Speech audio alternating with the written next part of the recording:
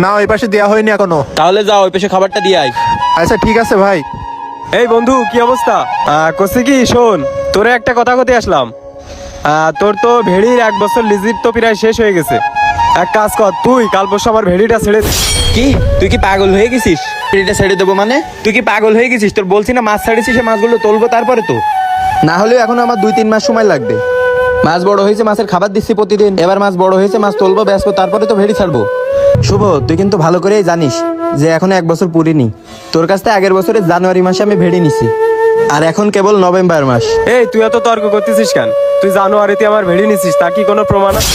প্রমাণ? তুই বন্ধু মানুষ বলে কোনো কাগজপাতি করলাম না, তোর কাছ থেকে আমি ভেড়ি নিলাম, আর তুই এখন আমার বিশ্বাস নিয়ে খেলতেছিস। এক ভাই, অত কাহিনী অত কথা আমি শুনতে চাচ্ছি না। তুই ভাই ভেড়ি ছেড়ে দিবি কালকে, তাই জানি।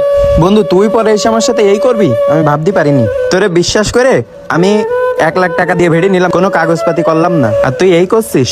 আরে রাখ তোর বিশ্বাস, তোর বিশ্বাস আমি চাবাই খাইয়ে ফেলেছি। কালকেই তুই আমার ভেড়ি ছাড়বি। তুই এখন যদি পাল্টি মারিস, আমি কালকে চেয়ারম্যানের কাছে যে বিচার দেবো।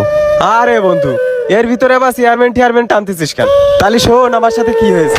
হ্যাঁ ভাই, আমার 5টা ভেড়ি লাগবে, ঠিক আছে? আপনি কি কিছু খুঁজতেছেন? আর আপনি কে? ভাই আমার নাম আকাশ ভাই, আমি মৎস্য অধিদপ্তর থেকে আইছি। আর ভেড়ি লাগবে? তা ভাই হচ্ছে আপনারা ভেড়ি লিজ নেবেন কত টাকা করে?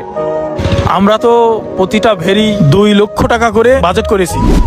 কি ভাই, 2 লক্ষ টাকা একটা ভেড়ির জন্য? ভাই আমার একটা ভেড়ি আছে ভাই, আপনারা চাইলে আমার ভেড়িটা নিতে পারেন।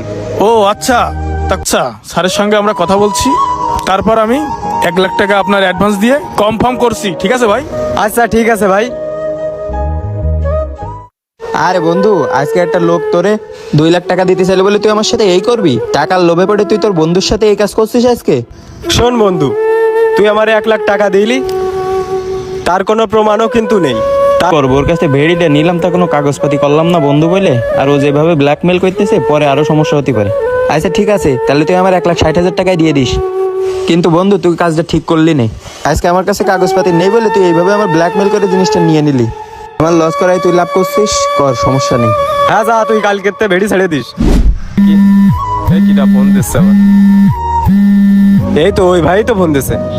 হ্যালো, আসসালামু আলাইকুম। ওয়ালাইকুম সালাম। হ্যাঁ ভাই, আপনার যে ভেড়িটা নেওয়ার কথা ছিল। ভাই পরে তো কিছু জানাইলেন না, অ্যাডভান্সের টাকাটা দেওয়ার কথা আজকে। ভাই আমাদের প্রজেক্টটা ক্যান্সেল হয়ে গেছে, আপনার ভেড়িটা আমরা নিচ্ছি না। ও ভাই কি বলতেছেন? ও ভাই এখন আমার কি হবে? আমি তো আপনাদের আশায় আমার ঘেরটা ছেড়ে দিলাম ভাই। ইস, ওর কাছ থেকে ঘেরটা নিয়ে যাও তো বিপদে পড়ে গেলাম, লস হয়ে গেল এই বাসতে। এই জন্যই বেশি লোভ করতে নেই, আজকে লোভ করতে যেয়ে ধরাটা খালাম।